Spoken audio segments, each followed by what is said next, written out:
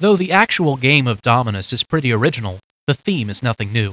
As the overlord of a besieged kingdom, you must defend your land from 8 different rival clans that are trying to steal the resources from your land. Your mission, and you have no choice in whether to accept it or not, is to beat the snot out of these invaders. Your kingdom is divided up into 72 different sectors. To defend each sector, you must deploy a combination of spells, traps, and monsters. There's a wide variety of creepy, crawly monsters at your disposal. Each monster looks unique and has attributes like speed, intelligence, attack, and defense. If you get sick of the monsters you start with, you can mix them and create new monsters of your own. The Monster Mixing Room lets you create new monsters with the best features of their component beasts. This is definitely one of the coolest parts of the game. Though playing with monsters is fun, monsters alone will not a victor make.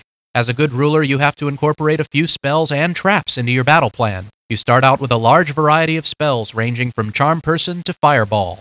Using these spells on the oncoming enemy can turn the tide of a battle. Unfortunately, your spells are limited, so every so often you need to go back and mix a few more up. This is a decent addition to the game because not only do you remix your spells, but you can make up some of your own. If you're thinking ahead, or just want to make it a lot harder for the enemy to loot your territory, making traps is a good idea. You design the traps from the ground up by choosing what kind of trigger the trap will have and what its effect will be. You have to assign monsters the task of building these traps. Once you've built up your supply, you can deploy them on the battlefield to capture or destroy enemy monsters.